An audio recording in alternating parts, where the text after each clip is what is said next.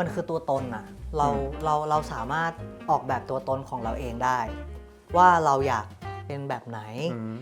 สำหรับบูมบูมเคารพในการตัดสินใจของตัวเอง แต่พอมันเจอเนี่ยมันก็เลยรู้ว่าอ๋อจริงๆแล้ว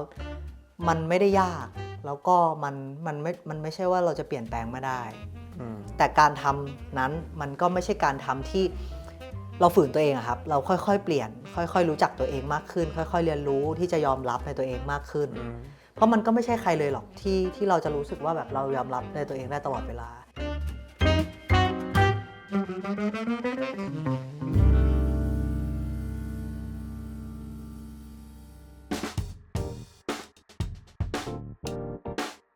สวัสดีครับผมกายนะครับผมจากช่อง The Decra Menswear นะครับผมก็ยินดีต้อนรับสู่นะครับผมช่วงของ Style Journey นะครับผมก็เอพิโซดนี้เนี่ยผมคิดว่าผมอยากจะให้มันล้อเข้ากับธีมของเดือนจูนซึ่งเป็นเดือนที่ celebrate เรื่องของ LGBTQ+ นะครับผมซึ่งวันนี้เองเนี่ยก็ได้เหมือนกับว่ามีน้องคนนึงแหละที่โอเคก็รู้จักกันมาพอสมควรแล้วน้องเขาแวะมาที่ร้านบ้างแล้วก็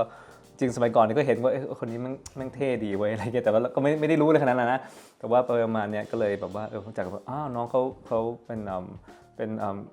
เขาเรียกว่า trans man นั่นเองนะครับผมก็ยินดีต้อนรับน้องบูมด้วยนะครับน้องบูมชนะชนครับผมใช่ครับผมก็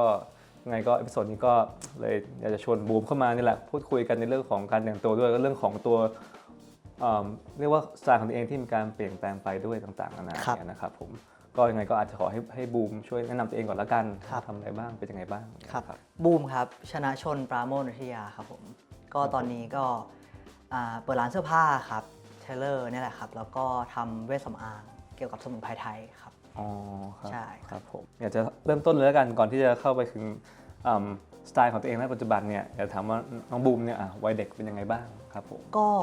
จริงๆก็แก่นกะโหลกนี่แหละครับก็เล่นเหมือนผู้ชายเล่นกีฬาเป็นผู้ชายเตะบอลเป็นนักกีฬาเทควันโดเล่นบาสวิ่งอะไรอย่างเงี้ยครับ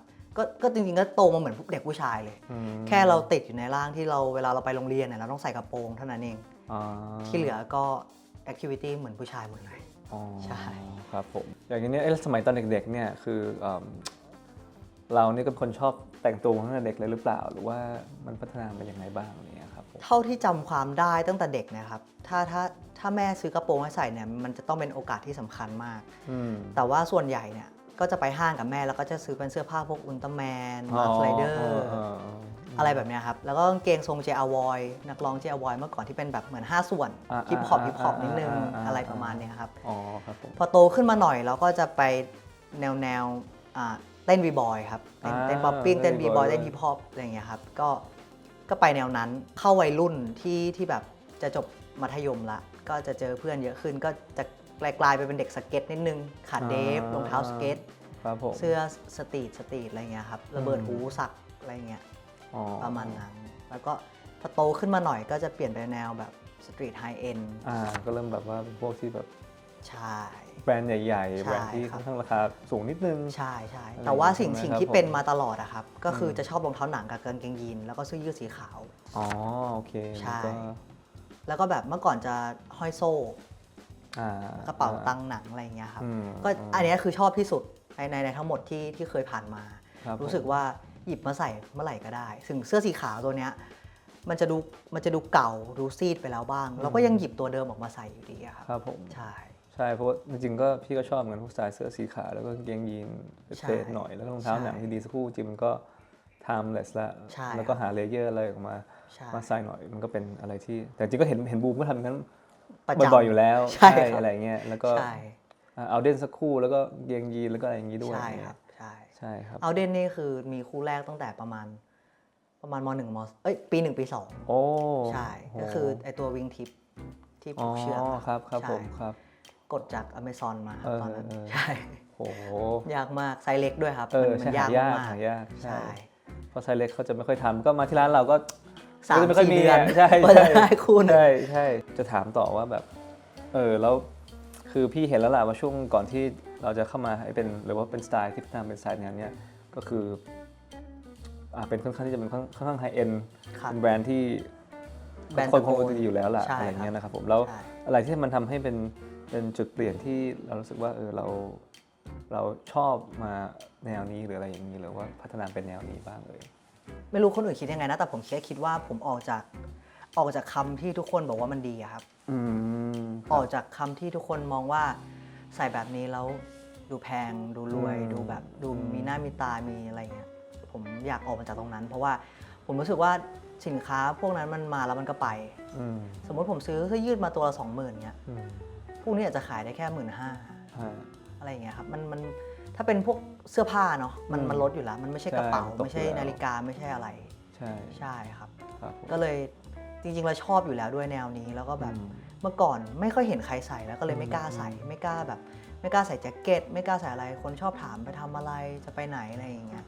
แต่ตอนนี้ก็ถามไปผมก็ไม่ตอบใช่เพราะว่าผมไม่รู้ว่าผมตอบไปว่าผมจะไปไหนแล้วเขาได้อะไรใช่เพราะว่าก็เอาแบบที่เราชอบตัวหลังจริงๆเราก็ชินกับไอ้พวกอย่างนั้นที่ถ่ายเหมือนกันแล้วแหละแล้วก็รู้สึกว่าเป็นธรรมชาติของเราใช่ครับ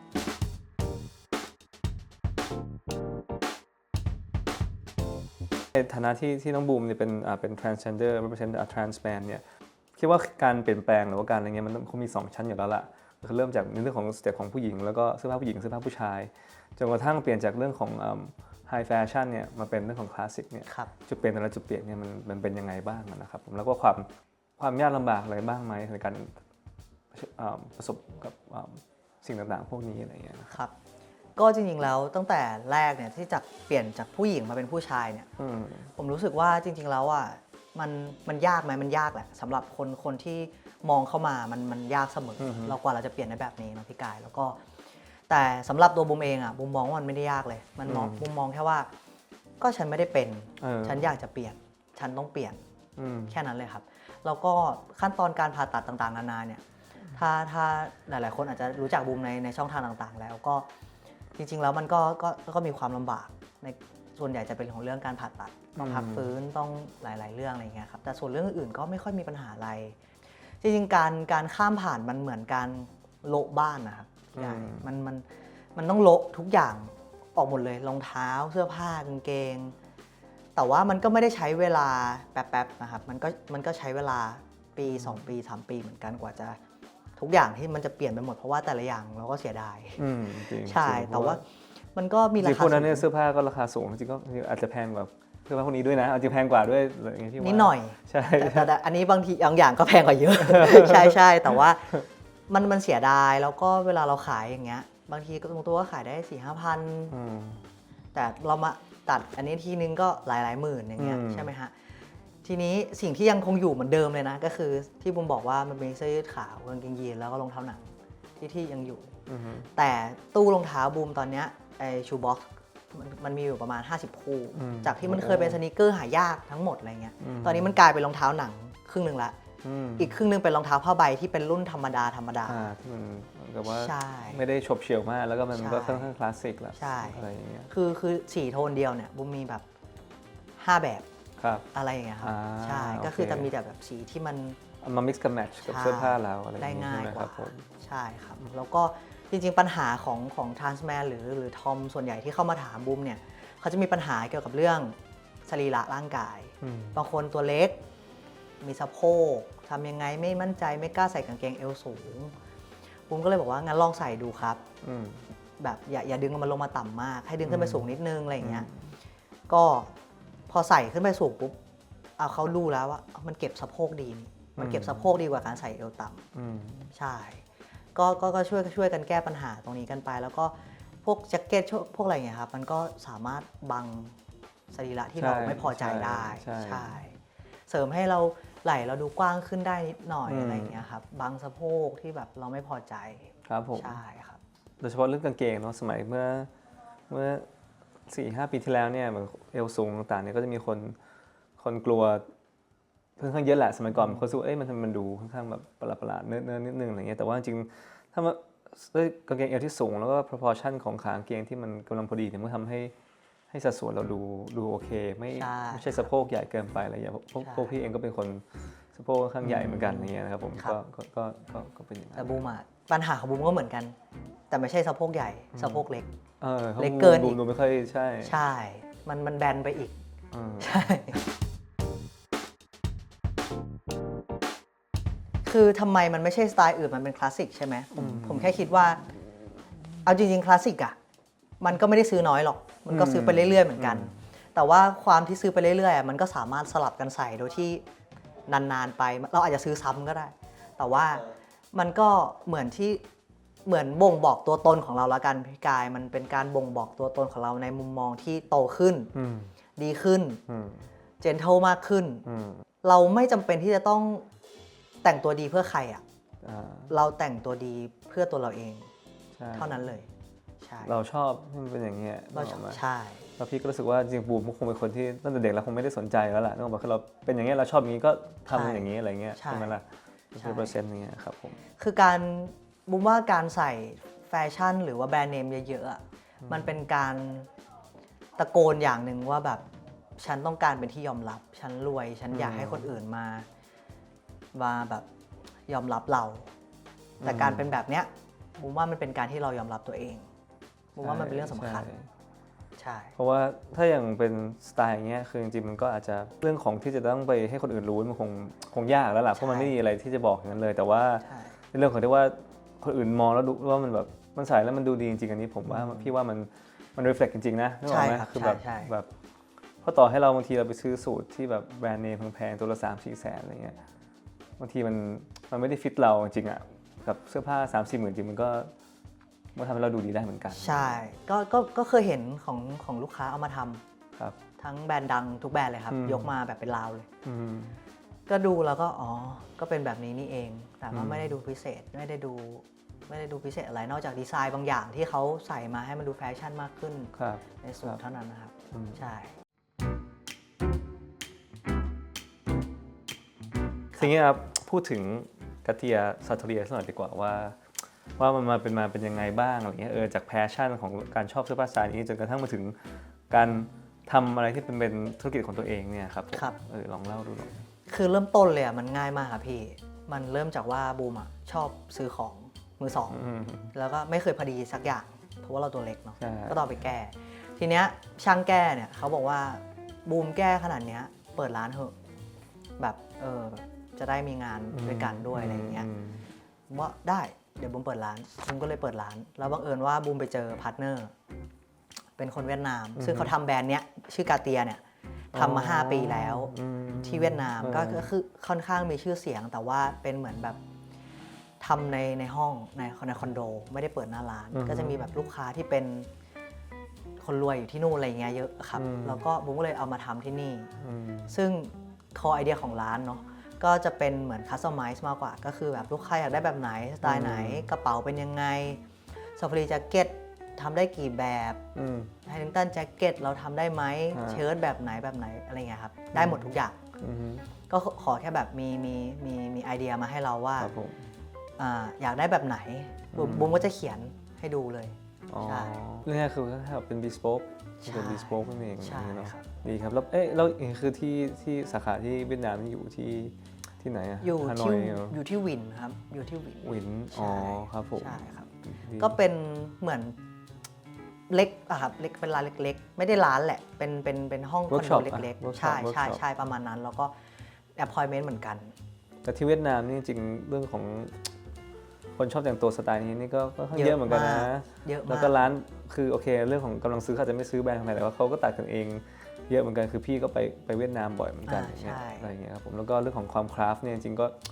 เขาก็คราฟต์อ่ะใช่พวกงานมือเนี่ยต้องยอมรับว่าคนเวียดนามเขามีความพยายามสุดครับสุดค่อนข้างสูงแล้วก็ปรับ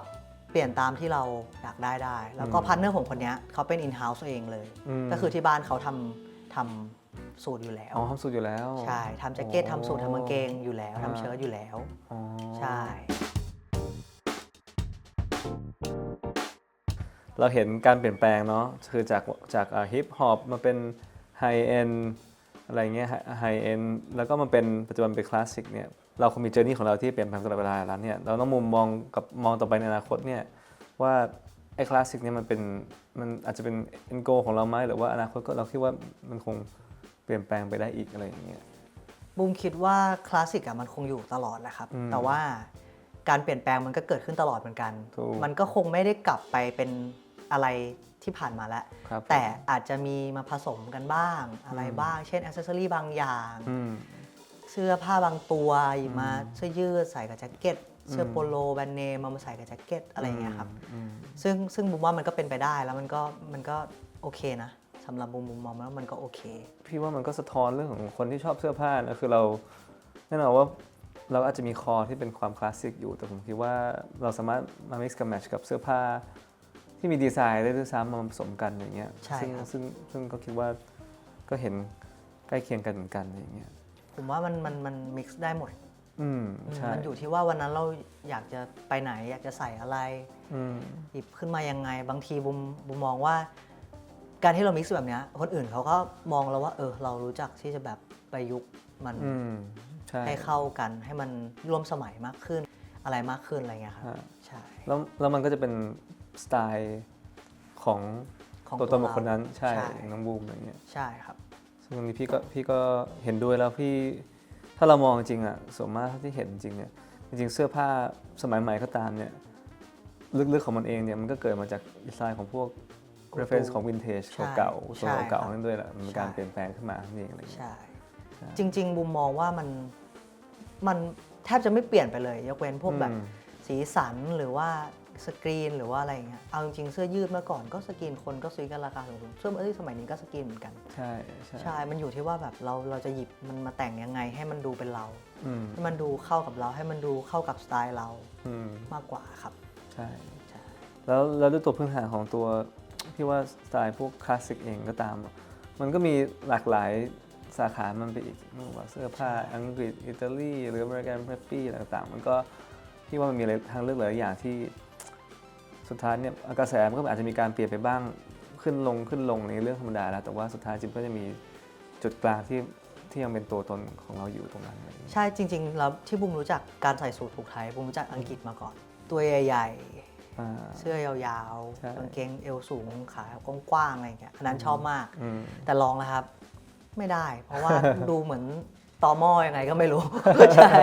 ก็เลยต้องมาแบบนี้ใช่ปัจจุบันถ้าเราจะ define สไตล์ของเราเนี่ยเราแต่งตัวเป็นสไตล์แบบไหนคลาสสิกแบบไหนแบบไหนเรียกไม่ถูกนะแต่ว่าถ้าแบบให้บอกก็คงเป็นสไตล์แบบบูมมั้งเพราะบางวันบูมแต่งไม่เหมือนกันสักวันอ่ะแล้วแต่วัน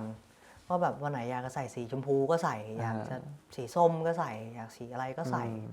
ก็แล้วแต่ว่าวันนั้นอยากจะลุคยังไงอะไรเงี้ยใช่จะถามน้องบูมแล้วกันว่านึกออกไหมว่าในเรื่องของการสะสมหรือว่าไอเทมสำคัญนี่คิดว่าน้องบูมคิดว่าเป็นอันดับหนึ่งในเรื่องของการแต่งตัวที่บูมมีเยอะแล้วก็ลงทุนกับมันแล้วกันว่าเป็น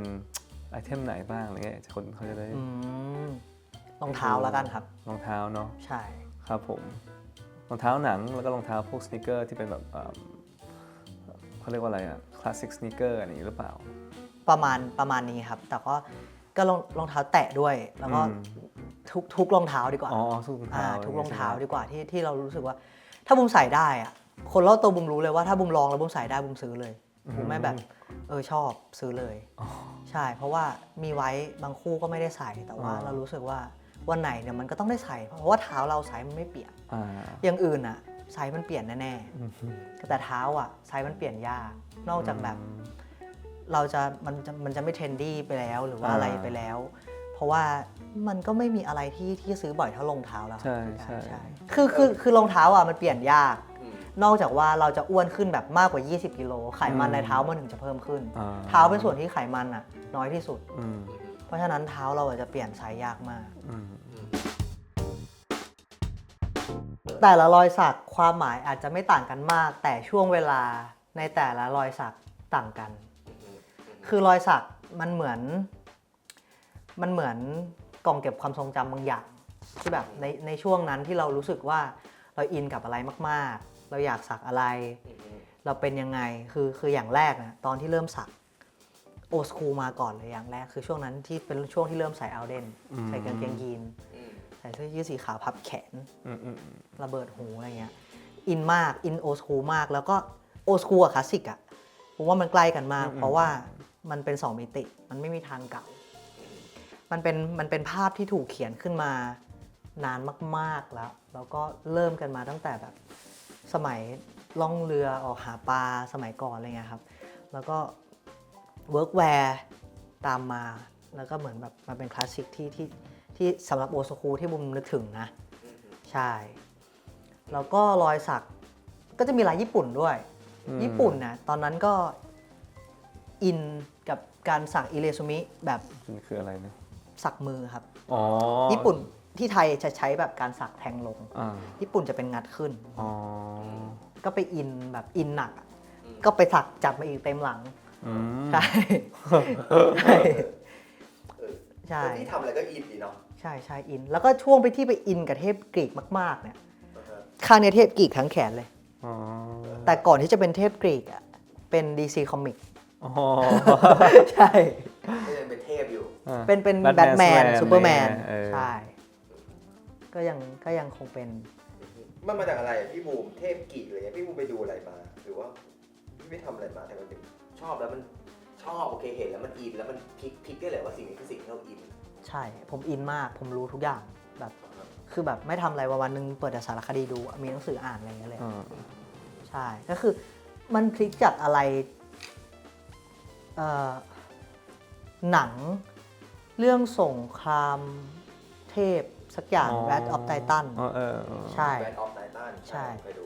ครับ ที่มันมี2 ภาคนั่นแหละครับแล้วก็ดูตั้งแต่เด็กแล้วก็ดูทุกวันนี้ก็ยังดูอยู่ดูได้เป็นร้อยรอบแล้วก็ไปหาหนังสือมาอ่านไปแบบไปดูรูปปั้นไปอิตาลีไปอะไรก็แบบไปสรรหาที่จะไปเดินรูปไปจับใช่ใช่ใช่ แต่ว่าชอบอะไรก็ชอบลึกเหมือนกัน ใช่ครับ คล้ายๆกันนะ สุดท้ายนี้ก็อาจจะมีคำถามสัก2 คำถามแล้วกันเป็นการปิดท้ายแล้วกันนะครับผมก็จริงๆเนี่ยอยากจะถามว่าน้องบูมเนี่ยพอเราได้สไตล์นี้เนี่ยเราได้เรียนรู้เลยจากมันบ้างในการเข้ามาอยู่ในเรื่องของเลยว่าการใส่เสื้อผ้าคลาสสิกในชีวิตประจำวันของพวกเราแล้วกันอย่างเงี้ยครับผม คือถ้าถามเรื่องสไตล์สำหรับบูมนะบูมคิดว่ามันคือตัวตนอะเราสามารถออกแบบตัวตนของเราเองได้ ว่าเราอยากเป็นแบบไหน เราอยากเดินผ่านกระจกแล้วมองตัวเองเนี่ยเป็นแบบไหน บางคนอาจจะไม่เหมือนเราผมรู้สึกว่ามันก็ไม่ผิดหรอกครับที่บางคนยังหาสไตล์ตัวเองไม่เจอ เพราะว่าบางคนก็ไปอยู่กับกระแสสังคมซะเยอะบอกกับคำที่บอกว่าเขาบอกว่ามันเป็นอย่างนี้มันดีอย่างนี้มันเท่สำหรับบูมบูมเคารพในการตัดสินใจของตัวเองมากๆอยู่แล้วแล้วก็เคารพในตัวเองเวลามองกระจกมากๆบูมตัดสินใจที่จะแต่งตัวแบบนี้ในวันที่บูมคิดว่าวันนี้บูมจะต้องดีขึ้นให้ได้แบบ 100%ตั้งแต่ภายในจนถึงภายนอกวันนั้นบูมก็เลยรู้สึกว่างั้นเปลี่ยนแปลงตัวเองละกันเปลี่ยนแปลงทุกอย่างเลยก็เริ่มค้นหาแต่พอมันเจอเนี่ยมันก็เลยรู้ว่าอ๋อจริงๆแล้วมันไม่ได้ยากแล้วก็มันไม่ใช่ว่าเราจะเปลี่ยนแปลงไม่ได้สิ่งที่บูมทำคือบูมไปเรียนกับ personal design เลยว่าบูมอยากเป็นแบบนี้บูมต้องทำอะไรบ้างแต่การทำนั้นมันก็ไม่ใช่การทำที่เราฝืนตัวเองอะครับเราค่อยๆเปลี่ยนค่อยๆรู้จักตัวเองมากขึ้นค่อยๆเรียนรู้ที่จะยอมรับในตัวเองมากขึ้นเพราะมันก็ไม่ใช่ใครเลยหรอกที่เราจะรู้สึกว่าแบบเรายอมรับในตัวเองได้ตลอดเวลาเรายอมรับในความผิดพลาดยอมรับในเวลาที่สิวขึ้นยอมรับในเวลาที่ผมจะเริ่มงอกอะไรอย่างเงี้ยบูมว่ามันเป็นสิ่งที่ยอมรับได้เพราะฉะนั้นเวลาเอามาปรับกับสไตล์คลาสสิกอะบูมว่าเสื้อผ้าก็ช่วยทำให้เรามีความมั่นใจเนาะดูเป็นแบบที่เราอยากจะเป็นอะมันเห็นตัวเองมากกว่ามันเป็นการเห็นตัวเองในแบบนี้แหละแบบที่ฉันคิดไว้แล้วว่าฉันจะเป็นแบบเนี้ยพอเริ่มแต่งจริงๆอ๋อใช่ละแบบนี้แน่นอนใช่ครับผมแต่เท่าที่ฟังมาเนี่ยก็คิดว่าก็บูมก็เป็นคนที่ชัดเจนในเรื่องในเรื่องของการค้นหาตัวเองอยู่แล้วเราค่อนข้างรู้ตัวเองแล้วก็มั่นใจแล้วก็ไม่ได้แคร์ใครด้วยอย่างนี้ครับใช่ครับแต่สุดท้ายนี้ก็เลยอยากจะคิดว่าอยากให้ advice กันกับหลายๆคนด้วยในเรื่องที่ผมคิดว่าหลายๆคนเนี่ยมันคงทั้งเรื่องของการแต่งตัวเรื่องของorientation ของทางด้านเพศของตัวเองเลยต่างๆเนี่ยคือมองว่า เรามีคำแนะนำให้กับเขายังไงบ้างสำหรับคนที่ยังรู้สึกว่าไม่มั่นใจหรือว่ามีอะไรสักอย่างที่เขายังตอบกับตัวเองไม่ได้เนี่ยคือต้องบอกอย่างนี้ครับว่าการเป็นคนข้ามเพศเนี่ยมันจะยากที่สุดด่านแรกเลยคือครอบครัว ถ้าครอบครัวเปิดใจครอบครัวยอมรับ เด็กคนนั้นจะมีความสุขเด็กคนนั้นจะมีชีวิตที่เป็นแบบที่เขาเลือกเองจริงๆแต่ก็จะมีบางครอบครัวที่ยังไม่เปิดรับยังทำใจไม่ได้ไม่อยากให้ลูกเป็นแบบไม่ว่าจะเป็น trans man หรือ trans woman นะครับเขาก็จะยังรับไม่ได้อยู่แต่ว่าสมัยเนี้ยแล้วอ่ะผมอยากให้ทุกครอบครัวเปิดใจไม่ว่าลูกของคุณจะเป็นอะไรจะเป็นเพศไหนจะทำยังไงจะโตมาแบบไหนก็อยากให้เปิดใจยอมรับครับแล้วก็ผลักดันเขาสนับสนุนเขาให้ไปในทางที่ดีเพราะว่าเมื่อไหร่ก็ตามครับบุ้มว่าถ้าครอบครัวไม่ให้การสนับสนุนใดๆก็ตามเด็กจะไม่มีทางโตมาในทางที่ถูกเลยมันยากมากๆนอกจากแบบจะคิดได้เองจริงๆแล้วก็คนที่กำลังคิดว่าไม่มั่นใจในตัวเองไม่มั่นใจในเพศสภาพของตัวเองบุ้มอยากให้มั่นใจ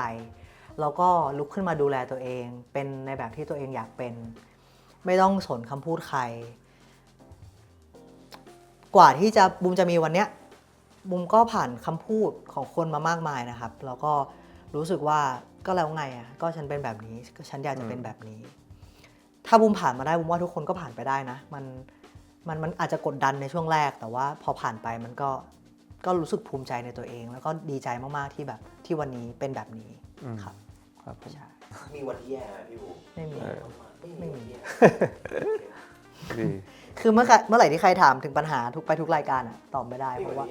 ไม่จำซึ่งก็จริงนะซึ่งพอครอบครัวเราก็โอเคหมดทุกอย่างไม่เราไม่จำมันมีวันที่แย่แต่เราไม่จำก็ถือว่าไม่มีใช่คือเหมือนแบบdelete ออกไปโดยอัตโนมัติเป็นคนแบบนั้นใช่คำพูดคนอย่างนี้ผมไม่เคยจำก็บุ้มก็อยากเป็นกำลังใจให้พี่ๆเพื่อนๆน้องๆนะครับที่เป็นคนข้ามเพศเนาะที่กำลังดูอยู่ก็เหมือนกันครับในการข้ามเพศกับสไตล์เนี่ยมันก็คล้ายๆกันมันใช้ระยะเวลากว่าจะเปลี่ยนแปลงมาขนาดนี้แล้วก็กว่าที่เราจะหาสไตล์ตัวเองเจอเนี่ยมันก็ไม่ใช่แค่วัน2วันมันใช้เวลาเพราะฉะนั้นไม่ต้องไปรีบร้อนครับค่อยๆเริ่มต้นค่อยๆซื้อสะสมหรือว่าค่อยๆออกกำลังกายเพื่อให้รูปร่างตัวเองดูดีคือมันก็มีได้หลายทางครับที่เราจะเป็นในแบบที่เราอยากจะเป็นได้แล้วก็ผมอาจจะเป็นคนที่โชคดีครับที่ครอบครัวเข้าใจแล้วก็เรื่องที่เป็นคำพูดเกี่ยวกับโดนบูลลี่หรืออะไรอย่างเงี้ยครับก็ผมไม่เคยจำมาเลยนะครับไม่ต้องไปจำเราก็แค่คิดแค่ว่าวันนี้เราทำอะไรที่ดีเราบ้างพรุ่งนี้เราจะทำอะไรต่อแล้วก็คิดแค่นี้ครับผมว่าชีวิตมีความสุขละไม่ต้องไปเอาคำพูดใครมาใส่ใจครับผมใช่ครับก็วันนี้ก็ต้องยังไงก็ต้องขอบคุณน้องบูมมากแล้วกันที่ผมคิดว่ามาจอยเราในช่วงของเดือนที่เป็นเดือนจูนเนี่ยซึ่งเป็นเดือนของ LGBTQ+ เนี่ยครับผมแล้วก็คิดว่าผมคิดว่าเป็นเอพิโซดที่ให้ข้อคิดได้เยอะเลยนะคือทั้งเรื่องของสไตล์เรื่องของgender เนี่ยมันก็มีแนวทางในการสะท้อนความเป็นตัวตนของตัวเองได้เหมือนกันแล้วก็การก้าวข้ามจุดต่างๆเพื่อมาเป็นตัวตนในปัจจุบันอะไรอย่างเงี้ยนะครับผมยังไงก็ตามก็ยังไงก็ฝากร้านของน้องบูมด้วยนะครับผมกาเตียซาทูเลียนะครับผมยังไงก็ตามได้ IG ยังไงก็ใส่เข้าไปใน YouTube เราแล้วกันนะครับผมแล้วก็เอพิโซดนี้ไงก็ขอบคุณทุกคนมากนะครับผมที่ติดตามนะครับผมแล้วก็ยังไงก็ตามก็หากชอบใจยังไงก็ช่วยกด follow IG แล้วก็ YouTube ของพวกเราด้วยนะครับผมในส่วนของต่อไปเนี่ยลืมไปก่อนปิดเนี่ยต้องให้น้องบูมเนี่ยโชว์เขาเรียกว่าอะไรมา demonstrate สไตล์ของตัวเองแล้วกันว่าใน2ลุคที่คิดว่าทางทีมคงมีโจทย์มาให้แล้วล่ะว่าจะให้แต่งตัวเป็นยังไงบ้างเนี่ยก็จะได้ให้คนดูได้ดูด้วยว่าสไตล์คลาสสิกกับการแต่งตัวของสไตล์ของบูมเนี่ยมันสะท้อนมันเป็นแนวไหนบ้างได้ครับ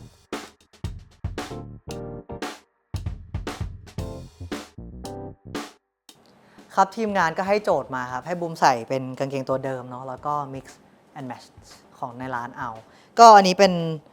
เซนต์เจมส์ไพรมันนะครับแล้วก็เป็นแจ็คเก็ตเดนิมผมเห็นว่าแจ็คเก็ตมันตัวสั้นเนาะแล้วเราใส่กางเกงเอวสูงมันก็พอดีกับ ขอบกางเกงพอดี มันก็ให้ซิลูเอทที่ดูขายาวนิดนึงเนาะแล้วก็รองเท้าครับเป็น Alden LAS Slap Suede นะครับก็ถอดถุงเท้าละก็ให้ลุคที่แบบดูแคชชวลนิดนึงให้ลุคที่แบบดูสบายๆอะไรเงี้ยครับแล้วผมเป็นคนที่ชอบใส่แจ็คเก็ตยีนอยู่แล้วด้วยครับผมครับลุคนี้นะครับก็เป็นลุคเสื้อยืดกางเกงยีนของผมนะครับที่ผมใส่มาโดยตลอดอยู่แล้วแต่ว่าก็จะปรับเปลี่ยนกันแค่วันนี้เป็นกางเกงยีนของ Resolute นะครับเสื้อเป็น Off Duty ของ The Decorum ครับแล้วก็รองเท้าคู่เดิมครับผม